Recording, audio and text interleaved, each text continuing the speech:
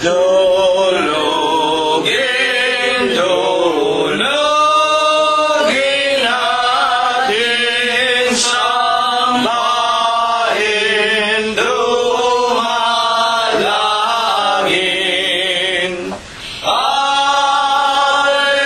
Alleluia, Alleluia,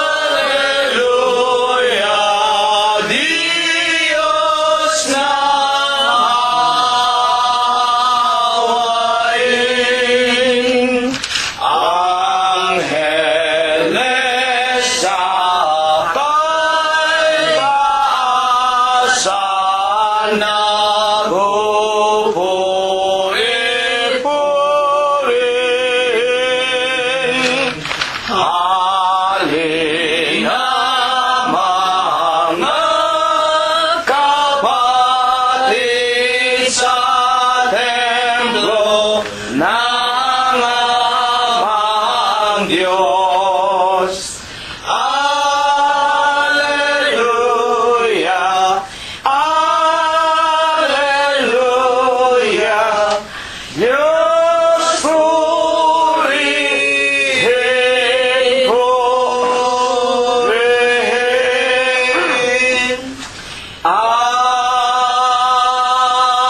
Amen. Purihin ninyo ang Panginoon. Purihin ninyo ang Panginoon mula sa mga langit. Purihin ninyo ang Diyos sa kanyang mga kaitaasan. Purihin ninyo siya, ninyong lahat niyang mga anghel. Purihin ninyo siya, buo niyang mga hukbo, mga hari sa lupa at lahat ng mga bayan, mga pangulo at lahat ng mga hukom sa lupa, mga binata at gayon din ng mga dalagang, mga matatanda at lahat ng mga bata. Purihin nila ang pangalan ng Panginoon, sapagkat ang kanyang pangalang mag-isa ay nabunyi, ang kanyang kalwalatian ay nasa itaas ng lupa at ng mga langit. Purihin natin ang pangalan ng Panginoon. Magsiawit tayo sa Diyos ng mga bagong awit at ng kanyang kapurihan sa kapisanan ng mga banal, sapagkat ang Diyos ay nalulugod sa kanyang bayan. Kanyang pagagandahin ang kaligtasan ng mga maamo. Purihin natin ang pangalan ng Panginoon. Purihin natin ang Diyos sa kanyang santuaryo. Purihin natin siya sa langit ng kanyang kapangyarihan. Purihin natin ang Diyos dahil sa kanyang mga makapangyarihang gawa. Purihin natin ang Panginoon ayon sa kanyang marilag na mga kadakilaan at purihin ng lahat ng mga bagay na may hininga. Purihin nila ang pangalan ng Panginoon. Amen. Amen! Atin pong ipagpapatuloy ang pagluwalhati, pagsamba at pagpupuri natin sa banal at malinis na pangalan po ng ating Panginoong Hesu Kristo. Una po nating awitin ang bilang 156 sa atin pong mga himnaryo. Tayo'y nagkakatipon at nag-aawitan, maligayang sandali. Anong tamis kung ating kapiling si Jesus na ibig, pag-ibig niyang tapat sa atin nagligtas sa lahat ng bagabat.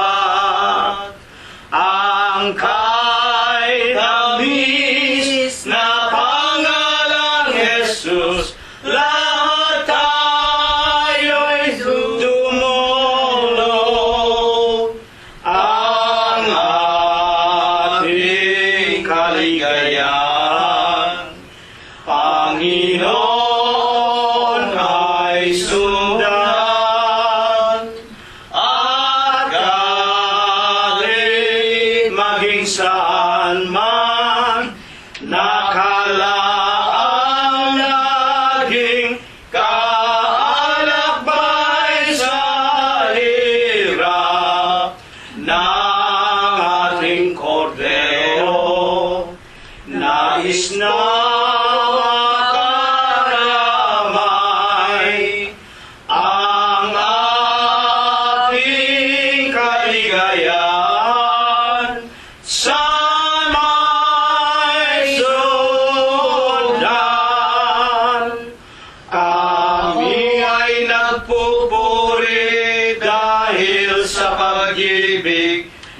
nakaloob ng langit, ang dilim ng buong sanglibutan, hinangot inalis, ang kagilagilalas na kaliwanagan, doon namin nabatid ang Diyos ng langit ay walang hanggan, ang dakilang pag-ibig,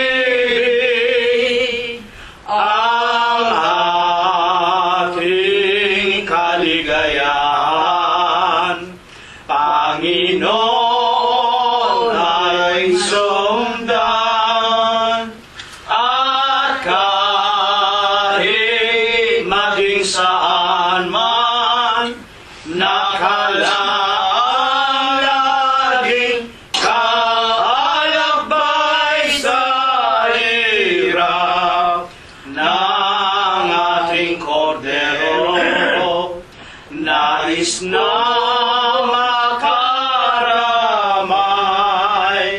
ang ating kaligayahan sa may sundan.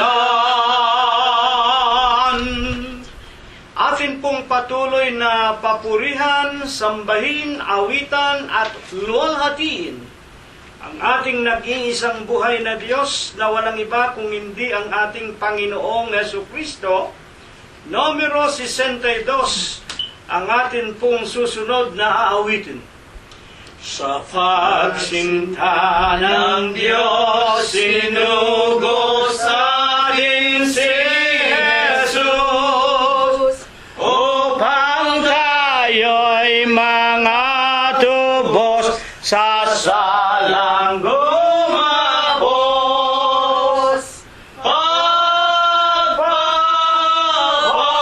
Pagpapala niya'y tanggapin, at tayo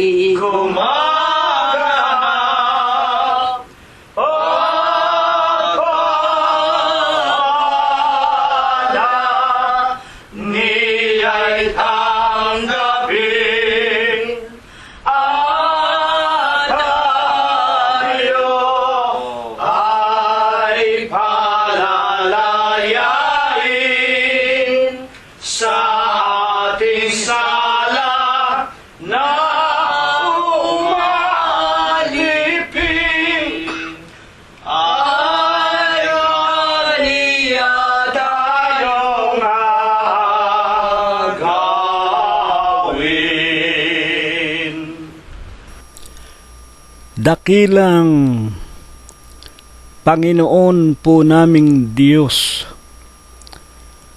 Ama na lubha ka pong kagalang-galang, ikaw po ay Diyos na sadya ka pong kapita-pitagan, nag-iisa ka pong Diyos na buhay, ikaw po ang may-ari, ikaw po ang lumalang ng lahat ng mga bagay, ang Diyos na pinaka-makapangyarihan ka po sa lahat.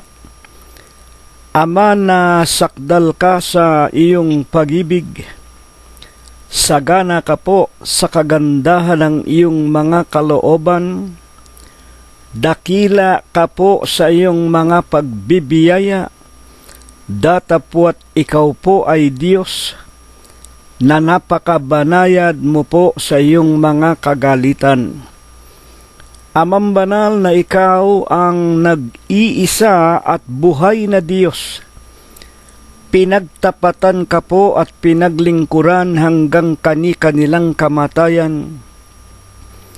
Ni Abraham, ni Isaac at ni Jacob, ng iyong mga banal na propeta sa bansa ng Israel, ikaw rin po ang naawa at nahabag. Tinawag mo po ang aming mahal na ama at ang aming ina. Inilagay mo po sila sa iyong banal na iglesia. Ikaw man ay kanilang pinagtapatan, pinaglingkuran, hanggang kani-kanilang mga kamatayan, ng kanilang buong puso, buong isip, buong lakas at ng kanilang buong buhay. Ama sa banal, sakdal at napakamalinis na pangalan mo pong Kristo Jesus, itinitiklop po namin ang aming mga tuhod.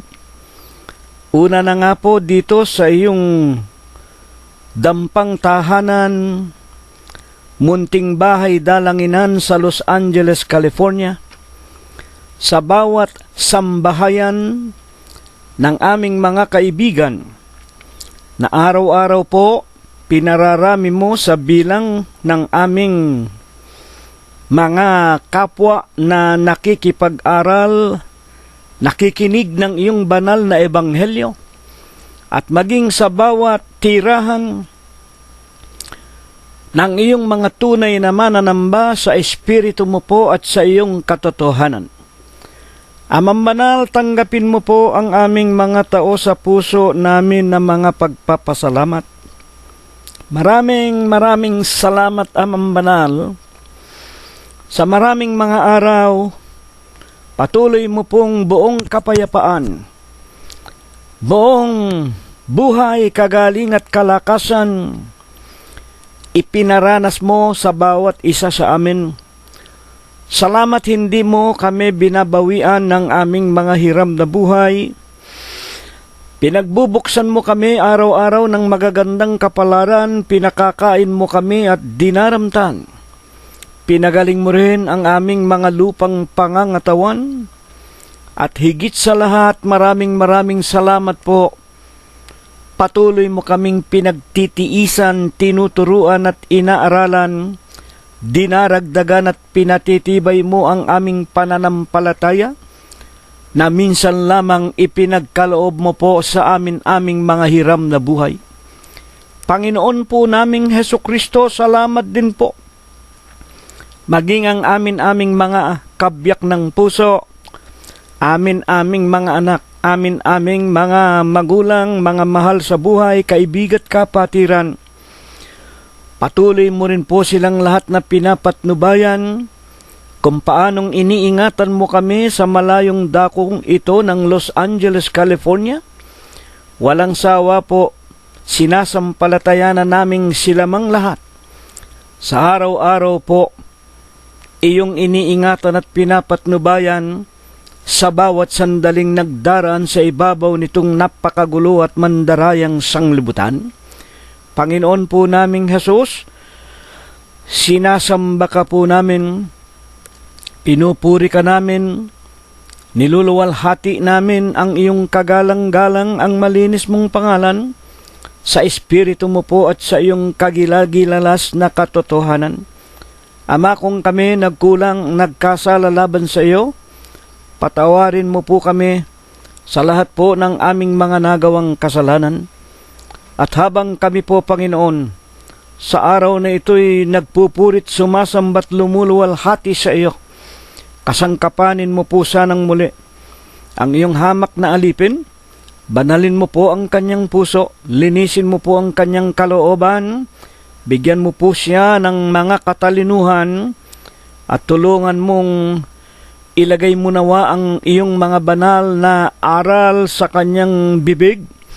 At kung ito po ay aming mapakinggan, bigyan mo po ng banal na espiritu ng mga pagkaunawa, at ang lahat sa amin, Panginoon, matutong lubusang magtumibay sa aming mga pagkakilala at pananampalataya sa iyo. At ito po nawa ang magsilbing dahilan upang maging ang lahat ng aming mga kaibigan na hindi pa nangababautismuhan sa banal mong pangalang Diyos at Kristo Jesus, sila man po ay iyong tawagin, sila man po ay magkusang loob, humiling sa iyo, Panginoon, na sila man ay tatakan mo ng iyong banal na pangalang Diyos at Kristo Jesus, sila po'y magpabautismo sa Iglesia ng Diyos kay Kristo Jesus. Sa ikalawang pagparito mo po'y makapasok kaming lahat sa ipinangangako mo pong buhay na walang hanggan. Maraming Diyos, habang kami nag-aaral, hipuin mo po ang bawat isa sa amin, palakasin mo nawat pagalingin kaming lahat. Lalo na nga po ang marami nang sa amin ay tumatanda.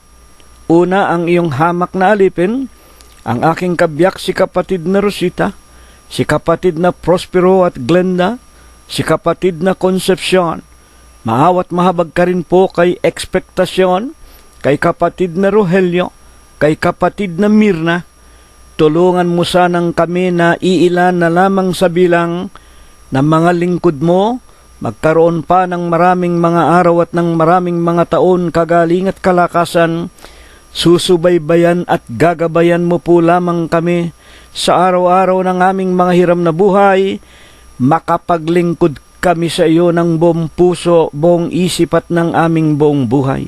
Ama naming Diyos, idinadalangin din namin ang aming mga tahanan at mga mumunting ari-arian.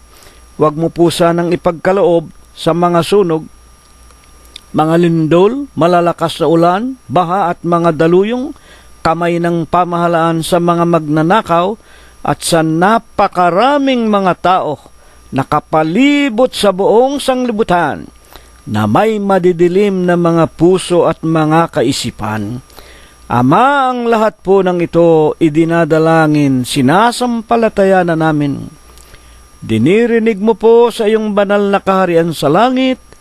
Ito po ang iyong ibabasbas at i-benediction sa amin, sa pangalan mong Diyos Kristo Jesus, ngayon at magpakailanman.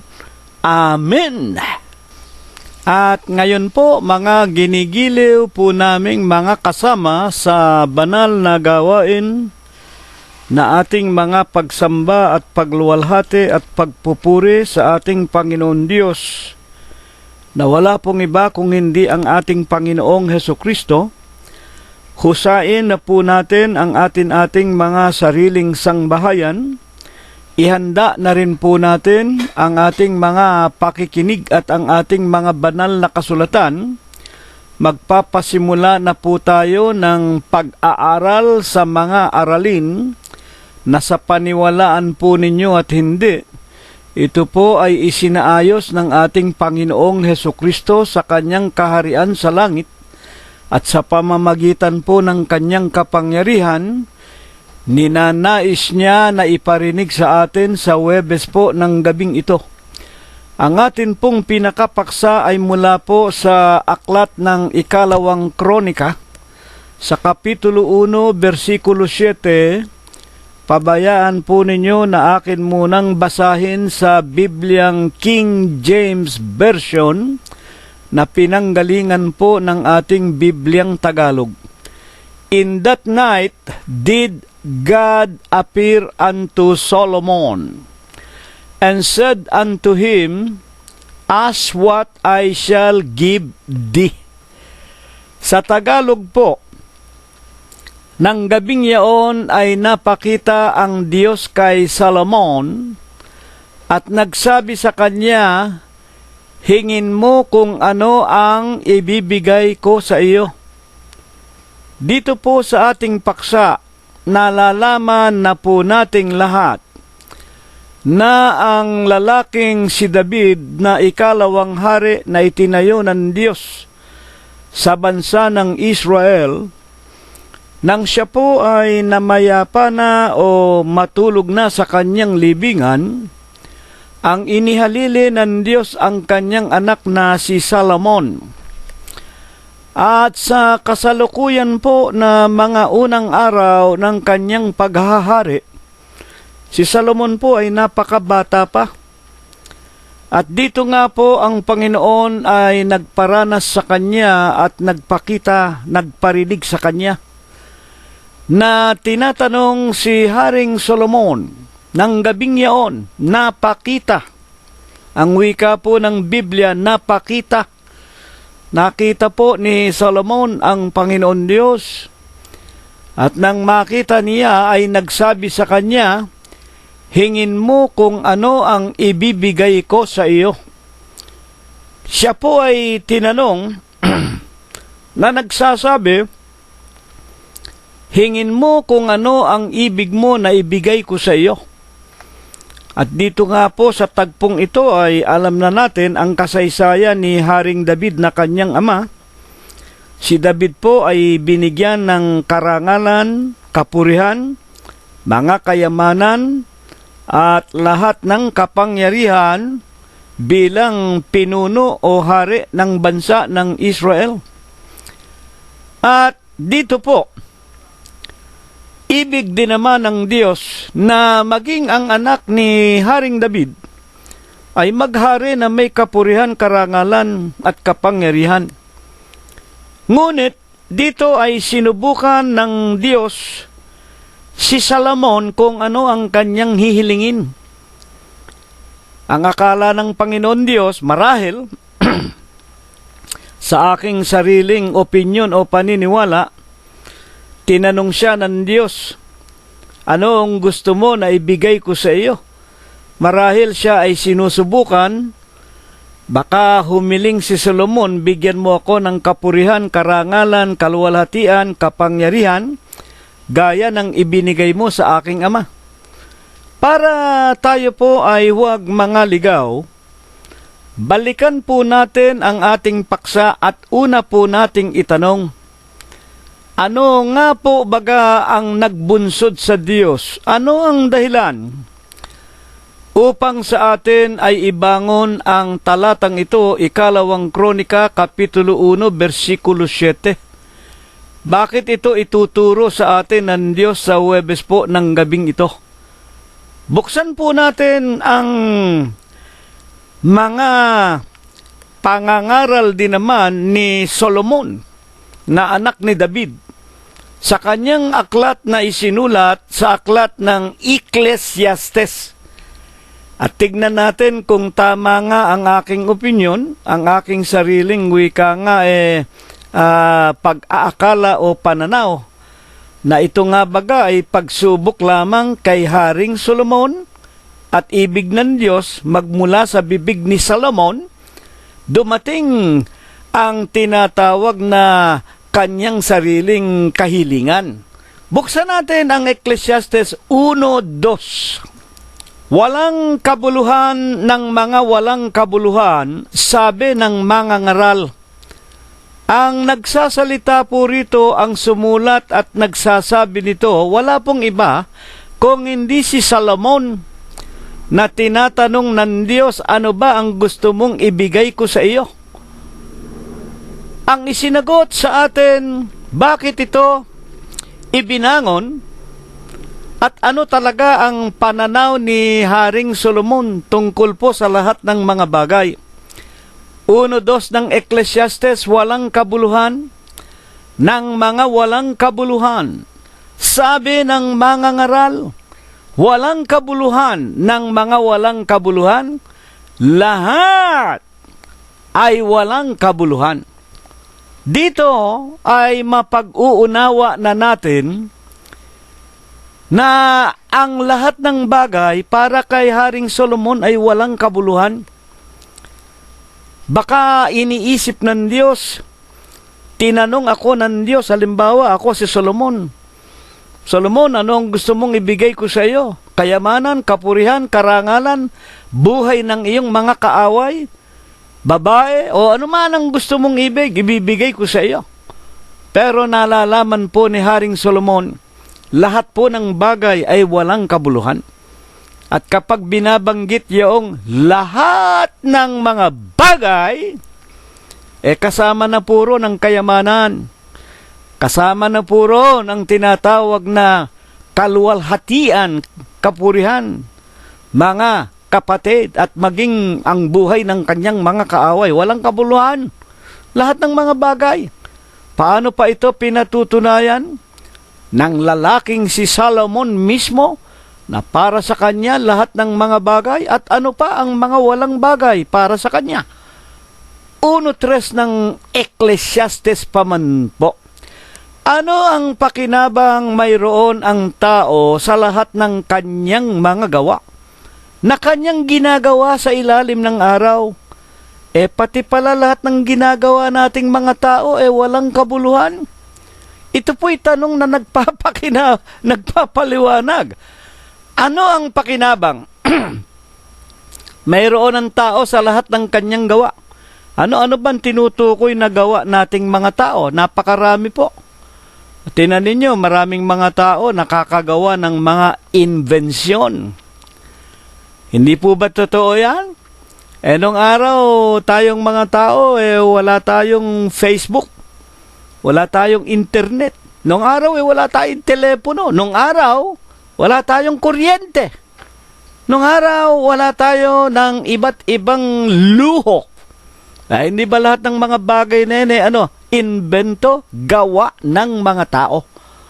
Ano ang pakinabang mayroon ng tao sa lahat ng kanyang invensyon o sa lahat ng kanyang mga gawa na kanyang ginawa sa ilalim ng araw? O hindi ba lahat ng inventor narito sa ibabaw ng lupa? Nasa ilalim tayong lahat ng araw? Kaya ito po ang pananaw ni Haring Solomon. Lahat po ng mga bagay, pati ang mga kagilagilalas na ginawa ng lahat ng matatalinong mga tao, lahat ng mga bagay na makikita natin dito sa ibabaw ng sanglibutan, lahat po ng bagay, wala pong kabuluhan. Ayon pa man din kay Haring Solomon, nang kanyang isulat ang Ecclesiastes, na kung liliwanagin lamang yung salitang Ecclesiastes, ang ibig sabihin, ang mangangaral. Kaya nga po si Haring Solomon, siya pong tinatawag na pinakadakilang mangangaral. Sa ating mga tao, wala pong dadakila sa Diyos.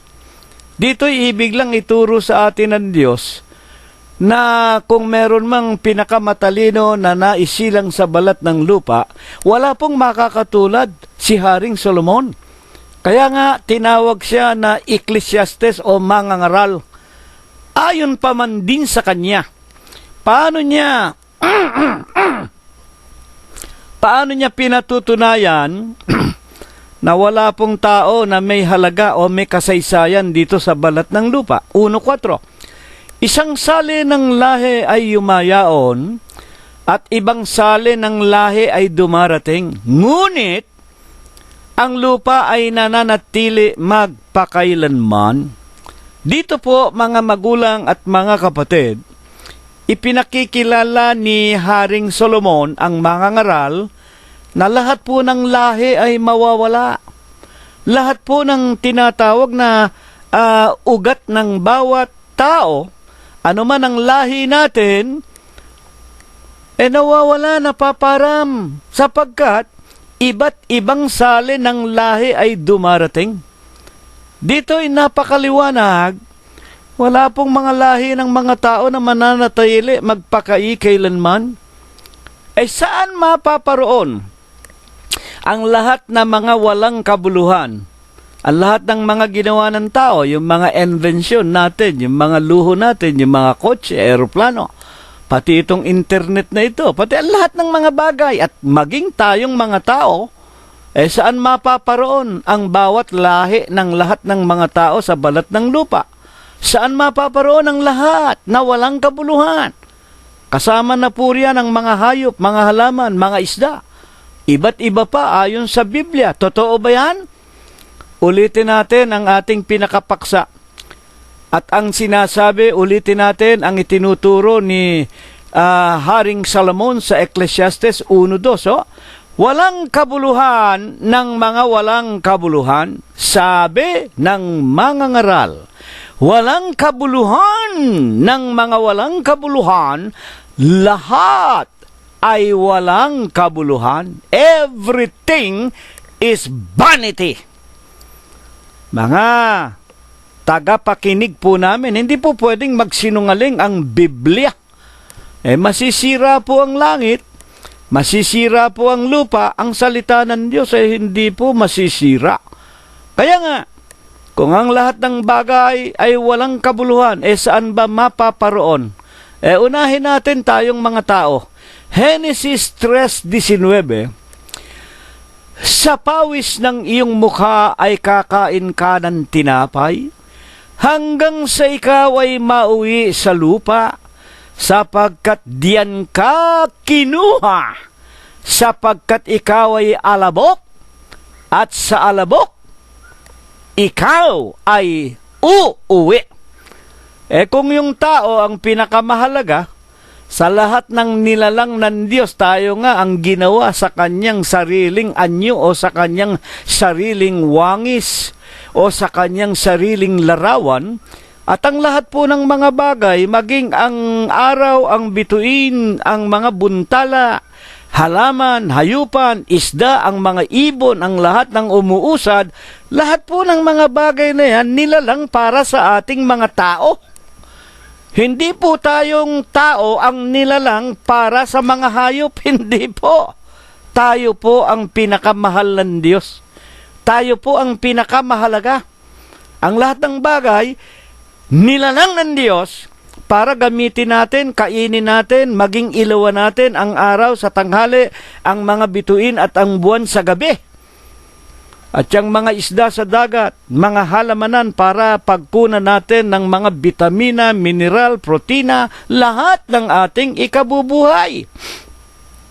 Mga tagapakinig po namin, sa makatwid sa ating napakinggan, ang lahat po ng bagay, maging ang mga tao, tulad po sa sinabi na aking binasa mula sa Genesis 3:19, sa tulo ng pawis o sa pawis ng iyong mukha kakain ka ng tinapay hanggang ikaw ay mauwi sa lupa, sapagkat diyan ka kinuha, ikaw ay alabok, sa alabok ikaw ay uuwi. Ang tao, una sa lahat, pag namatay, kaputs, wala na po, basura na, tayo magiging tuntungan na lamang ng mga paa ng mga nabubuhay pa sa ibabaw ng sanglibutan.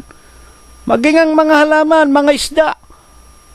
Kung tayong mga tao, literal, kinapal sa alabok ng putik, yung pong mga halaman, mga isda, ang lahat po ng bagay dito na natatanaw, ito po ay salita lang ng Diyos, nanggaling din sa lupa, tumubo mula, nanggaling, sumingaw sa tinatawag na lupa. Kaya ang lahat ng bagay ay mauuwi sa lupa, mauuwi sa kawalan. Ngayon, ang itatanong po natin ay ito. Sa katotohanan po, ano nga po baga para kay Solomon ang kanyang hihilingin na para sa kanya lubos na may kahalagahan na ito ang dapat hilingin. Kumbaga maaari, hindi lamang si Haring Solomon.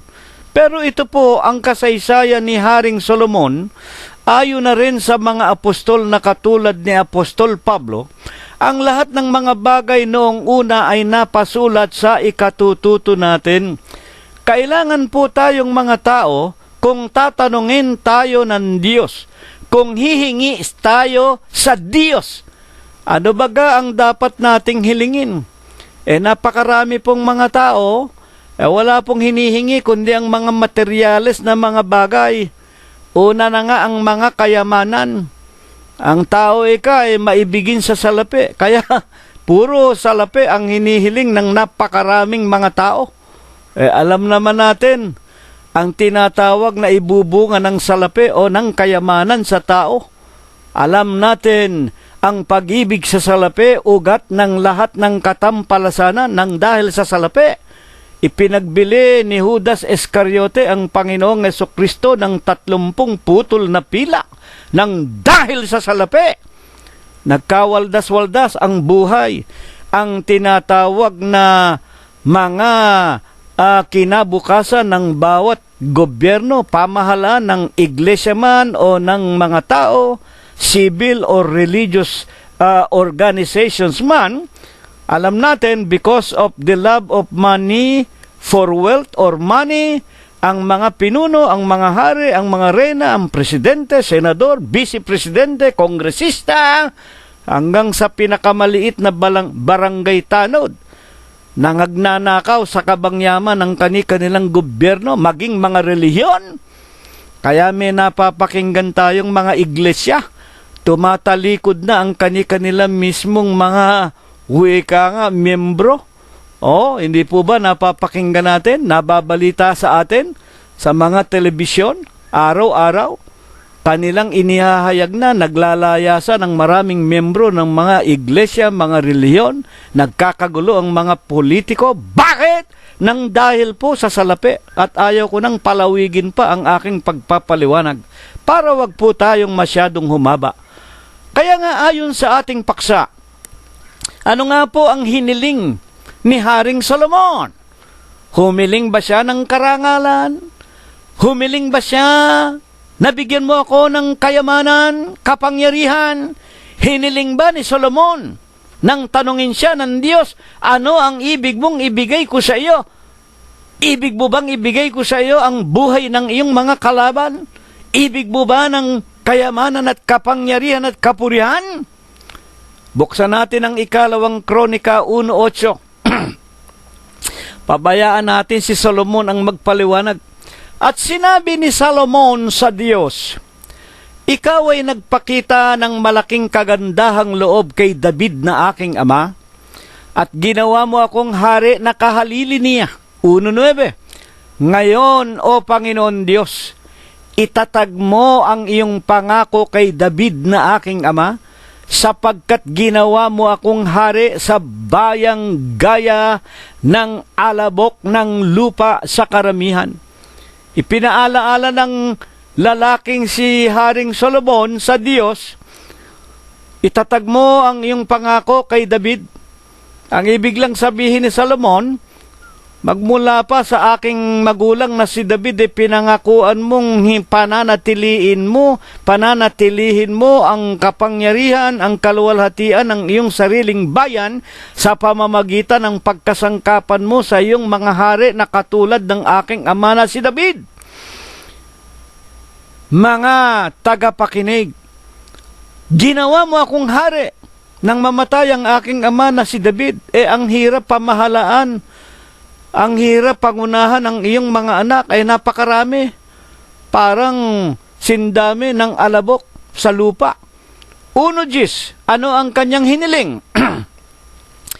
Bigyan mo ako ngayon ng karunungan at kaalaman. Ito po, bigyan mo ako ng humingi ba ng kayamanan, kapurihan, karangalan, maging buhay ng mga kalaban? Bigyan mo ako. 2 Kronika 1:10, bigyan mo ako ng karunungan at kaalaman. Bakit? Upang ako'y makapaglabas-masok sa harap ng bayang ito.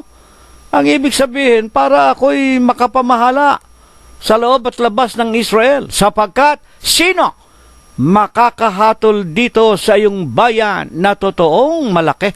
Ito po, na siyang ikinakikilala tuloy ng kanyang kapanahunan ng kanyang paghahari ng mga kanugnog na mga bansa at mga bayan ng Israel sa buong lupa. Kaya ang Israel ng kapanahunan ng paghahari ni Solomon, napakadakila. Tanyag na tanyag ang katalinuhan, ang karunungan, ang mga kapasyahan ni Haring Solomon at ang buong Israel. Sa katanyagan, kilalang kilala maging ng mga malalayong mga kaharian. At napasulat nga po sa banal na kasulatan, kaya nga siya dinalaw nitong reyna ng Saba. Na yang Saba na yan, ayon sa kasaysayan, nandoon po sa tinatawag na Afrika at marami nga ang kumakamkam, kumukuha sa kapurihan ng Ethiopia. Alam naman natin, mga magulang, na sila ang mga anak ni Solomon sapagkat yung kanilang reyna ng Saba. Kung napanood ninyo yung pelikulang Solomon and Siba, na nabihag ni reyna ng Saba si Solomon.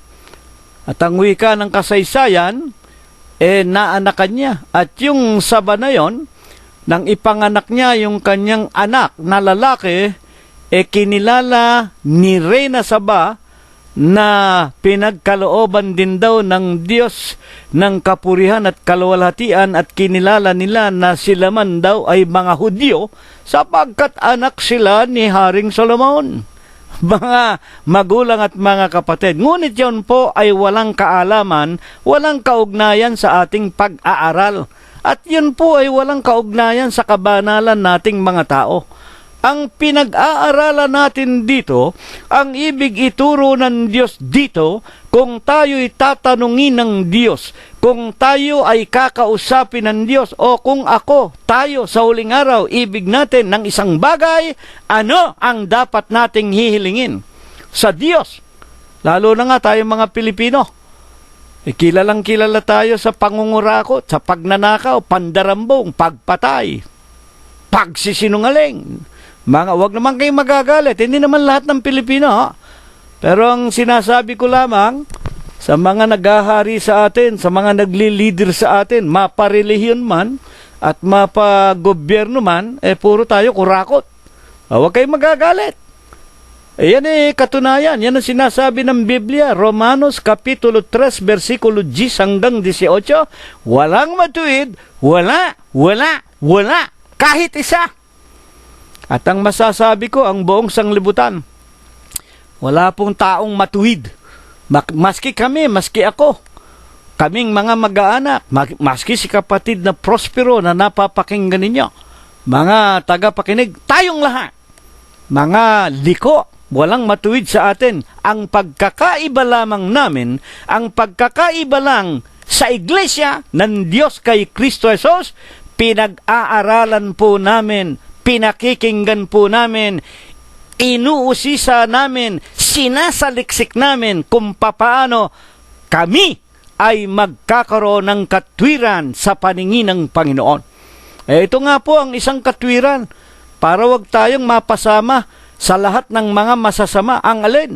Humiling tayo sa Diyos ng karunungan, katulad po ng ating paksa, ang hiniling ni Solomon, bigyan mo ako ng kaalaman at ng karunungan. Napakaganda po. Kaya nga po, ano ang isang banal na bagay na ayon din naman kay Solomon, na hindi natatalastas ng halos lahat ng mga tao dahil sa kawalan nila ng karunungan na galing o bigay ng Diyos. Ano ang hindi nauunawaan? At bakit sinasabi sa Romanos 3:18, walang matuwid, wala kahit isa? Ecclesiastes 12:13, ito ang wakas ng bagay, lahat ay narinig. Ikaw ay matakot sa Diyos, sundin mo ang kanyang mga utos. Ito ang buong katungkulan ng tao. Yan po ang hindi naiintindihan ng buong sanglibutan. mga kapatid. Kaya nga, basahin ninyo sa inyong mga Biblia. 3:10 hanggang 18 ng Romanos ayon kay San Pablo, walang humahanap sa Diyos, walang nakakatalastas, walang nakakaunawa, ang bawat isa sinundan ang kani-kanilang sariling daan. Sa makatwid ito ang kulang sa mga tao, lalo na nga sa uling araw. Walang nakakatalastas. Ito ang pinakamahalaga na dapat sanang maintindihan ng lahat, na ang lahat ng mga bagay, mga kapatid, ayon kay Haring Solomon, ang lahat ng bagay o ang lahat ng mga tao kailangang matakot po sa Diyos. Sa paanong paraan tayo matatakot? Susundin natin ang kanyang mga utos. Bakit? Ito ang buong katungkulan ng tao. Wag naman kayong magagalit sa 2 tapyas na bato na ibinigay ng Diyos kay Moses para ituro una sa mga Israelita. Unang utos, ako ang Panginoon mong Diyos na naglabas sa iyo sa bansa ng Ehipto sa pagkaalipin. Huwag kang magkakaroon ng ibang mga Diyos maliban sa akin. Maliban sa akin, sa harap ko. Huwag kang magkakaroon ng ibang Diyos. Anong ginawa ng simbahang kinagisnan? Vicarious Filii Dei, kahalili ng Diyos. Sino? Yung mga papa sa Roma. Bukod sa papa sa Roma, may ina pa sila ng Diyos, si Birhen Maria. Bukod sa ina ng Diyos, meron pa silang mga espesyalidad na mga Diyos-Diyosan nila. Kung ikaw ay maglalakbay, if you want to travel, pumunta ka kay Christopher. Kung ikaw ay may sakit, pumunta ka sa ina ng awa. Kung ikaw gusto mong magkaroon ng anak, pumunta ka kay San Pascual de Mayumo. Doon sa Obando, sumayaw ka. Ay, hindi ba? Ang liwaliwanag, unang utos ay huwag kayong magkakaroon ng ibang Diyos maliban sa akin. Ano pa? Huwag kang gagawa ng anumang larawan, ng nasa langit, ng nasa lupa, at ng nasa ilalim ng lupa. Huwag mo silang yuyukuran, huwag mo silang paglilingkuran. Ako na Panginoon mong Diyos ay seloso, mapanibughuing Diyos. Ano nga ang ginawa ng simbahang Katoliko? Di alam na ninyo, mga tagapakinig. Hindi ko na uulit-ulitin pa. At yan nga tinutukoy sa Apokalipsis, yang mga tinatawag na mga protestante, yan po ay mga anak ng simbahang Katoliko. Yan po ang anak ng dakilang Babylonia. Kaya nga ang sabi sa Apokalipsis, ang dakilang Babylonia, ang Iglesia Apostolika Katolika Romana, ang nanay ng lahat ng protestante na karumal-dumal. Huwag kayo magagalit. Binabasa lamang natin mula sa banal na kasulatan. Kunyari po protesta. Hindi po kami galit kay Lutero, hindi kami galit kay Zwingli, hindi po kami galit kay John Huss ng Bohemia, na ang lahat ng mga taong ito, sila man ay itinayo ng Diyos para nga ibagsak ang dakilang Babylonia.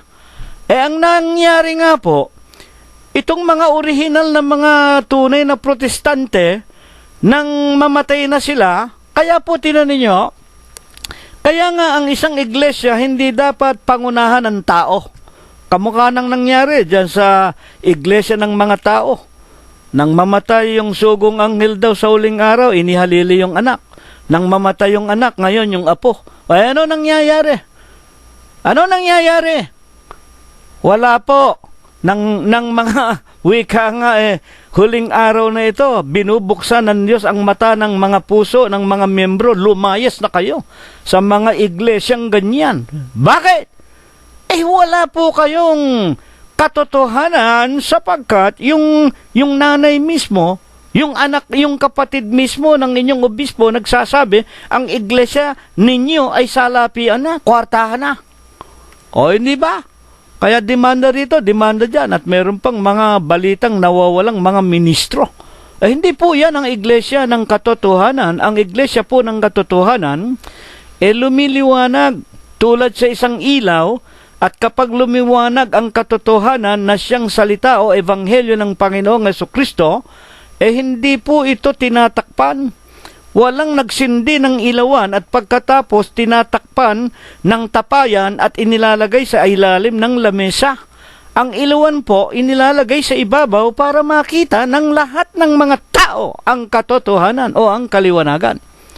Kaya dito po ay napakaliwanag sa ating mga pag-aaral ang tinatawag na katungkulan ng mga tao na dapat sana'y itinuturo, dapat sana'y ipinaliliwanag ng lahat ng relihiyon o ng iglesia ang pagkatakot sa Diyos. Ang magkaroon tayo ng karunungan. Bakit? Paano tayo magkakaroon ng takot sa Diyos? Ang pagkatakot sa Panginoon, ang wika sa kawikaan ay pasimula ng karunungan. Paano nga magkakaroon ng karunungan? Tinatakpan ang ilaw. Tinatakpan ng mga tao, ayaw nilang ituro. Sa paanong paraan? Tito 1:14, huwag mga kinig sa katha ng mga Hudyo. Huwag mga kinig sa utos-aral ng mga tao. Sinsay sa katotohanan. Yan ang itinuturo ng mga relihiyon. Kaya napakadilim ng sanglibutan. At ano yan? Unang Timoteo Kapitulo 4, versikulo 1 hanggang 4, mga utos at aral ng mga demonyo. Tulad na nga ng pagbabawal ng pag-aasawa ng mga mangangaral. Pagkatapos yung lalaki sa lalaki, babae sa babae, pinahihintulutan nila. O di ba utos aral ng mga demonyo yan? Yung pagkain ng karne, hindi naman ipinagbabawal ng Diyos. Pinagbabawal ng doktor kung mataas ang blood pressure mo. Pero kung wala ka namang hypertension, walang kinalaman sa relihiyon yan, tagapakinig, utos ng Diyos ang anumang nilalang ng Diyos na nilinis sa pamamagitan ng pagpapasalamat at ng pananalangin, pwedeng kainin ng sino man tao, walang masama. At walang kinalaman sa kabanalan ang pagkain ng karne. Yung pong tinatawag na dinuguan, yan ang bawal ng Diyos. Pag-aralan ninyo at basahin. Ngayon, bakit nga kailangan na tayong mga tao ay maging matalino na katulad ni Haring Solomon? Ano ba ang natutuhan ni Haring Solomon sa pagiging matalino? Sa Ecclesiastes din po, Kapitulo 12, versikulo 14, sapagkat dadalhin ng Diyos ang bawat gawa sa kahatulan, pati ng bawat kubling bagay, maging ito'y mabuti o maging ito ay masama. Hahatulan tayo ng Diyos ayon sa ating ginawa. Kaya dapat tayo mag-iingat sa ating ginagawa. Baka yung ginagawa natin labag na sa utos ng Diyos. Baka tayo nagiging kalaban na ng Diyos. Baka tayo mga anti-crisis na. Katulad na nga ng utos ng Panginoong Jesucristo. Huwag kayong magpatawag ng Ama sa mga apostol, mga mangangaral. Kayo naman nagpatawag ng Father, Pope, nagpatawag pa kayo ng mga pare, meron pa kayong Monsignor. Ang utos ng Panginoon, huwag kayong magpatawag ng Panginoon, iisa ang Panginoon. Ang Kristo nga, nagpatawag naman kayo, Mon, akin, Senyor Panginoon. May kardinal pa kayo, may arsobispo pa kayo. Lahat ng mga pinagbabawal ng Panginoong Hesus sinusunod ninyo, dinaragdagan pa ninyo, nawala naman sa Biblia, katulad ng purgatorio. Kaya't ano po ang kinahinatnan? Anong naging bunga? Nang ang lahat ng tao ay mangmang, walang matuwid, wala kahit isa, walang natatakot sa Diyos. Ano nga ang ibinunga? Sa halos lahat ng mga tao sa buong sanglibutan ayon sa mga apostol. Unang Juan 5:19, ang huling bahagi. Ayon kay Apostol Juan, ang buong sanglibutan ay nakahilig sa masama. Bakit po nakahilig sa masama? Ang katulad po ng sanglibutan ay isang matandang puno na nakatagilid na at pabaksak na. Yan po ang kalagayan nating mga tao sa buong sanglibutan. Ang sanglibutan nakahilig sa masama. Bakit? Hahatulan na ng Diyos ang ibig sabihin. At sa paniwalaan ninyo sa hindi, malapit na ang araw ng paghuhukom, the second coming of our Lord, Jesus Christ. Kaya nga dahil dito, paano ipinakikilala ng ating pag-aaral na tama ang sinasabi ng Biblia sa huling araw, 2015, mga kapatid, ngayon, napakasama ng buong sanglibutan, nakahilig sa masama, malapit na ang araw ng paghukom. Ano ang nakikita natin kasalukuyan? Isaias 22:13, at narito, kagalakan at kasayahan. Narito nakikita naman natin happiness, joyfulness, merriment, kagalakan at kasayahan, pagpatay ng mga baka, pagpatay ng mga tupa, pagkain ng karne, pag-inom ng alak, lasing dito, lasing diyan.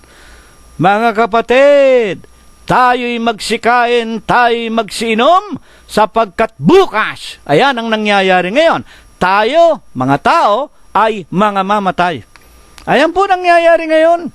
Ang mga tao tinutulad na lang ang kanilang sarili. Parang mga hayop. Habang nabubuhay tayo, kain tayo, inom tayo. Kasino rito, kasino riyan. Bili tayo ng lottery, bili tayo chip steak. Baka tayo tumama, maging milyonaryo tayo. Masunod natin ang lahat ng ating layaw. Yan ang gusto ng mga tao. Inuman dito, inuman dyan. Baka tapos makikita mo, lalaki ng mga tato sa kanilang katawan.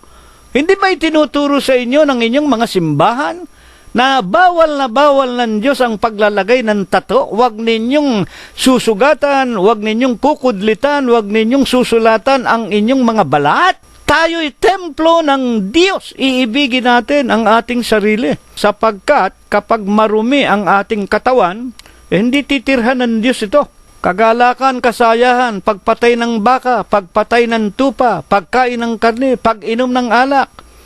Magsikain tayo, magsiinom, magpakaligaya. Ang ibig sabihin, bukas tayo ay mga mamatay. Tulad tayo sa mga hayop. Wala tayong pag-asa. Ayon din kay Propeta Isaias, bakit ang mga tao wala nang ginawa sa huling araw kundi magpakaligaya at ang marami nalululong sa pagpatay ng kapwa-tao, sa pangloloko, pangungurakot, kung sa gobyerno at sa mga pamahalaan ng mga relihiyon, nakaw dito, nakaw dyan. Ano ang isang bagay na dapat maunawaan ng lahat ng tao sa huling araw na ito at dapat itigil nila ang kanilang pagpapakalayaw? Unang-una, nalalaman natin sa unang Timoteo, Kapitulo 5, versikulo 6, ang nagpapakabuyo sa kalayawan o sa mga kasalanan, bagaman mga buhay sila'y mga patay. Ano ang ibig ipakilala sa atin ng Diyos sa huling araw na wag nating lilimutin? Ituloy natin ang pagbasa sa aklat ni Propeta Isaias 22:14. At ang Panginoon ng mga hukbo ay nagpahayag sa aking mga pakinig, tunay na ang mga kasamaang ito. Alin yung mga kasamaang ito? Ang pagpapakabuyo sa kalayawan, paglalasingan, pagpatay, ang mga pagpapasarap, ang lahat ng luho. Tunay na ang kasamaang ito, dapat nating malaman ito, ay hindi malilinis sa inyo, sa mga tao, hanggang sa kayo'y mga matay. Ibig ba ninyo na mamatay kayo na wala kayong kapatawaran? Sabi ng Panginoon ng mga hukbo. At alam natin ang napakaraming mga ginagawa ng mga tao sa huling araw. Kayo naman ang magbasa, buksan ninyo ang Galacia 5:19 hanggang 21. Hayag ang gawa ng laman. Una na nga yung mga pagsamba sa mga larawan. Ayan po, yung mga pakikiapid, pangangalunya, pagkakampi-kampi, pati ang lahat ng mga katulad nito na mga kalayawan, yung mga paninigarilyo, yung mga pagsusugal. Lahat po ng mga bagay na yan. Basahin ninyo, hindi magsisipagmana ng kaharian ng Diyos. At kung hindi magsisipagmana, ano ang kanilang kahihinatnan? Apokalipsis 21:8, ang dagat-dagatan nagniningas na apoy at asupre. Bilang huling katanungan po, sa atin 2015 sa huling araw na ito, sino po ang ipinakikilala na nag-iisang Diyos na siya rin namang nagbigay ng karunungan kay Solomon? At ano po ang marapat nating hilingin bukod sa karunungan kung tayo ay kanyang tatanungin? Napakagandang tanong na ito. Sa huling araw na ito, kapatid na Cirilo, para malinis ang aming kasalanan, para wag kaming katulad sa tinatawag na hayop na kung mamatay hindi na, wika nga, mapapatawad pa dahil nabuhay kami sa mga kalaywan, kasalanan, kalikuan, paglalasing, pambababae, pagsusugal, at maling mga pagsamba sa mga larawan. Mga mananamba kami kay Birhen Maria, sa Papa sa Roma, mananamba kami sa sugong anghel sa huling araw, si Kristo'y tao sa amin. Hindi namin nalalaman, hindi tinuturo sa amin. Paano kami? Mahahango sa impyerno. Unang Juan 5:19, mga kapatid, tignan po natin ang itinuturo. Sino ba ang Diyos na dapat nating kilalanin sa huling araw na ito? Na ito rin ang Diyos ni Abraham, ni Isaac, ni Jacob, ng bansa ng Israel. Diyos na nakipag-usap kay Solomon, na nagbigay kay Solomon ng kanyang kahilingan. Bigyan mo ako ng karunungan para maging mabuting tagapamahala ng Israel. Magpapakita ba sa atin sa huling araw ang Diyos? Tayo, sa mga huling kapanahunan ito? Hayaan po ninyong balikan natin ang sinasabi ni Apostol Juan. Sa kanyang unang Juan 5:19, itanong natin sa kanya, sino po baga ang Diyos sa huling araw na sana makausap natin o kung hindi man makilala natin? Hihingi tayo sa kanya ng una na nga ng karunungan. Unang Juan 5:19. Nalalaman natin na tayo ay sa Diyos. Kunin natin ang unang bahagi. Sino si Apostol Juan? Apostol ng ating Panginoong Jesucristo. Nalalaman natin, sabi ni Apostol Juan, tayo ay sa Diyos. Bakit sinasabi ng mga apostol na tulad ni Juan na sila'y nakatitiyak na sila ay nasa Diyos? Buksan ninyo ang unang Korinto, Kapitulo 12, versikulo 28. Saan ba inilagay ng Diyos ang mga apostol nang sila'y tawagin ng Panginoong Jesucristo? 12:28. At ang Diyos ay naglagay din naman ng ilan sa iglesia. Una-unay mga apostol, ikalaway mga propeta. Inilagay ng Panginoong Hesus ang mga apostol, ang mga propeta, at hindi ko na palalawigin pa, pati mga kapatiran na nagpabautismo sa pangalan ng Ama, Anak at Espiritu Santo. Alin ang iglesia? Iglesia nga po ng Diyos kay Kristo Jesus. Anong sabi ni Apostol Juan sa mga nasa iglesia ng Diyos? Nalalaman natin na tayo ay sa Diyos. At ang sanglibutan nga, nakahilig sa masama. Sino ba itong Diyos na ito? Pabayaan ninyo ang mga apostol din ang magpaliwanag. 5:20, unang Juan. Nalalaman natin na naparito ang anak ng Diyos. Nalalaman natin na parito ang anak ng Diyos. Sino ba ang tinutukoy na anak ng Diyos? Si San Juan din ang magpapaliwanag. 3:16. Gayon na lamang ang pag-ibig ng Diyos sa sanglibutan. Ibinigay ang kanyang bugtong na anak. Ano ibig sabihin ng bugtong? Anak. Nalalaman natin na naparito ang anak ng Diyos. Sino yan? 3:16 ng San Juan din. Gayon na lamang ang pag-ibig ng Diyos sa sanglibutan, ibinigay ang kanyang bugtong na anak, upang ang sino mang sa kanya'y sumampalataya ay magkaroon ng buhay na walang hanggan. Alam ng mga protestante yan. Alam nila yan. Sino yan? At tayo'y binigyan ng pagkaunawa. Kaya nga ang wika ng Panginoong Jesucristo, iniwanan ko kayo ng mga halimbawa para gawin din naman ninyo sa isa't isa sa inyo. Binigyan tayo ng pagkaunawa. Ituloy natin 5:20 ng unang Juan, upang ating makilala siya na totoo. Sino yung nagsasabing totoo? Panginoong Jesucristo. Ako ang katotohanan. Ako ang daan. Ako ang ilaw. Ako ang buhay na walang hanggan. At tayo'y nasa Kanya na totoo, sa makatwid baga sa Kanyang anak na si Jesucristo. Sino? Si Jesucristo. Ito ang tunay na Diyos, ang buhay na walang hanggan. Amen. Sino ngayon ang Diyos? Nasa Kanya lamang tayo hihingi. Nasa Kanya lamang tayo dadalangin. Nasa Kanya lamang tayo luluhod. Sa tunay na Diyos. Pilipos Kapitulo 2, versikulo 10, ayon kay Apostol Pablo, upang sa pangalan ni Jesus iluhod ang lahat ng tuhod, ng nasa langit, ng nasa lupa, ng nasa ilalim ng lupa, sa ikaluluwalhati ng Diyos na Ama. Kapag hindi kayo lumuhod kay Kristo, na ating Panginoon, sa pangalang Kristo Jesus, hindi ninyo naluluwalhati ang Ama. Kung luluhod kayo kay Maria, kung luluhod kayo sa sugong anghel sa huling araw, luluhod kayo sa Papa sa Roma, kung luluhod kayo kay Lorenzo Ruiz, kung luluhod kayo sa krus, kung luluhod kayo sa bato, kung luluhod kayo sa kung ano-anong anyo, larawan, maging ginto at pilak, hindi ninyo niluluwalhati ang Ama. Sa pangalan lang ni Kristo Jesus, pag lumuhod tayo, pag humingi tayo, pag nakipag-usap tayo, kapag tayo'y nagpapuri sa Kanya, naluluwalhati natin ang Diyos. Bakit? 5:21 ng unang Juan, mga anak ko, mangag-ingat kayo sa mga Diyos-Diyusan. Maliban po sa Panginoong Jesucristo, ang lahat ng mga dinidiyos ng tao, mga Diyos-Diyusan, at kung mga Diyos-Diyusan karumal-dumal sa paningin ng Panginoon.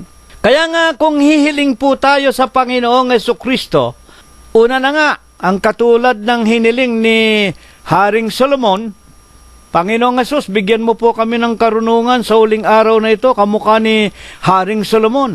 At bukod po sa karunungan, ano nga ang ibig ng Panginoon Diyos, kalooban niya sa langit na hilingin natin sa Kanya. Kawikaan 1:7, bakit kailangang humiling tayo ng karunungan? 1:7 ng Kawikaan, nabanggit ko na kanina. Kawikaan 1:7, ang takot sa Panginoon pasimula ng kaalaman, ngunit ang mangmangay humahamak sa karunungan at mga turo. Ang takot sa Diyos pasimula ng karunungan. Ano ang dapat nating hihilingin? Una na nga po sa lahat, turuan tayo na tayo po ay matakot muna sa Diyos. Makilala natin muna siya na siya ang tunay na Diyos. Tunay po baga ito ayon sa ating Panginoong Jesucristo? Meron ba tayong mababasa sa Biblia, sa Bagong Tipan, na tao na humiling sa ating Panginoong Jesucristo? At ano ang kanyang hiniling? 18:41 ng San Lucas. Ito'y ang pagkakataon na ang ating Panginoong Jesucristo ay hinabol ng isang bulag na pulubi. At nang makaharap ng Panginoon ang pulubi, ano ang sinabi ng Panginoon sa pulubi? Ano ang ibig mo na sa iyo ay gawin ko? Ito, tinatanong siya ng Diyos, ng Panginoong Jesucristo, ano ang gusto mong gawin ko sa iyo? At sinabi ng pulubing bulag, Panginoon, natanggapin ko itong kahilingan. Panginoon, bigyan mo ako ng paningin. Natanggapin ko ang aking paningin. At sa 18:42, anong ginawa ng Panginoon? At sinabi sa kanya ni Jesus, tanggapin mo ang iyong paningin. Pinagaling ka ng iyong pananampalataya at nakakita ang bulag. Halimbawa, sa huling araw na ito, tinatanong tayo ng Panginoong Jesucristo, ano ba ang gusto ninyong ibigay ko sa inyo, kayong mga tao sa 2015? Ngayon, sa huling araw na ito. Ay marami, siguro maraming kamukha ni Napoles at saka ng mga darambong na mga nasa gobyerno natin. At marami siguro mga obispo, mga sugong anghel daw. Panginoon, bigyan mo ako ng maraming miyembro para maraming umabuloy. Marami akong manakaw, kamukha ni Judas Iscariote. Mga mandarambong. Ano ang hihilingin? Bigyan mo kami ng kapangyarihan gumawa ng batas, kamukha ng DAP, para makagawa kami ng mga batas na magkaroon kami ng mga pondong malalaki. Meron kami makukurakot. Okay, magagalit. Yan totoo. Anong hiniling nitong bulag? Humiling ba siya, nabigyan siya ng kayamanan, kapurihan, karangalan? Isang bagay lang. Bigyan mo ako ng paningin, ibalik mo ang aking paningin. Ibinigay ng Panginoong Jesucristo na kung liliwanagin sa atin sa huling araw na ito, mga kapatid at mga magulang, sa huling araw na ito, anong dapat nating hilingin? Lalo na ngang tayong lahat ng mga tao sa balat ng lupa na naging biktima ng aral utos ng mga demonyo, ng mga bulaang iglesia, bulaang relihiyon. Ano ang dapat nating hilingin? Hayaan ninyo ang banal na kasulatan ang magpaliwanag sa atin ng pagkakataong isinusugo ng Diyos si Saulo na naging Pablo upang isugo siya sa kahintilan. Ano ang makukuha natin sa tagpong ito? Gawa 26:17, na iniligtas kita sa bayan at sa mga hintil na sa kanila'y isinusugo kita. Si Apostol Pablo, nang gawin ng ilaw sa kahintilan, ipinagtanggol kita sa bayan para isugo kita sa mga hintil. Ano ba ang kalagayan ng mga hintil? Kamukha nating mga Pilipino. Tayo po, hindi tayo Israelita, oh. Mga hintil tayo. Wala tayong Diyos. Wala tayong pag-asa. Wala tayong pagkukupkup. Wala tayong pag-ibig na galing sa Diyos. Bakit nga? Hanggang ngayon tayong mga Pilipino, hentil. Bakit hentil? Kung may nagsasabi mang mga Kristiyano daw ang mga Pilipino, in the Far East, the only Christian country, they are lying. Paano mo sasabihin Christian? Sinusunod ninyo yung Papa sa Roma. Sinusunod ninyo yung sugong anghel sa huling araw na bulok na, matagal nang patay sa libingan. Pinapupurihan ninyo. Ang sinusunod ninyo, yung mga diksyonaryo ng Biblia. Ang sinusunod ninyo, yung iglesia raw na, ng Diyos na kabanal-banalan. Ang obispo ninyo, pumatay ng bata na pinararangalan pa nila na ginawang sardinas yung kanyang anak sa kanyang babae. Paano mo sasabihin mga Kristiyano? Yung mga Protestante, ang daming Trinity sa Pilipinas, ang daming Metodista, may mga krus, nagpipiesta pa rin, nagbibigay pa rin ng aginaldo kung araw ng Pasko, nagbibigay pa rin ng Christmas card, Christmas tree, nakikipiesta pa rin, kumakain pa rin ng dinuguan. Bakit niyo sasabihin the only Christian country in the Far East? Kasinungalingan po yan. Hanggang ngayon, mga hintil. Masasabi ko na ang lahat ng Pilipino, lahat ng tao, maging sa buong sanglibutan, mga kapatid ay mga hintil. Bakit? Ano ang katunayan na ang lahat ng nasa labas ng bansa ng Israel, ayon sa banal na kasulatan, aklat ng mga gawa, ay nasa kahintilan? 26:18 ng gawa. Ililigtas kita sa bayan at sa mga hintil na sa kanila isinusugo kita. 26:17. Ituloy natin, 18.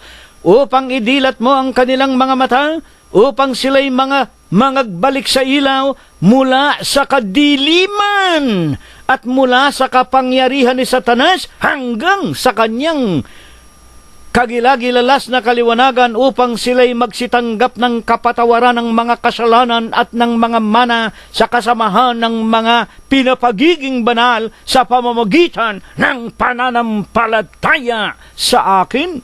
Napakaganda po.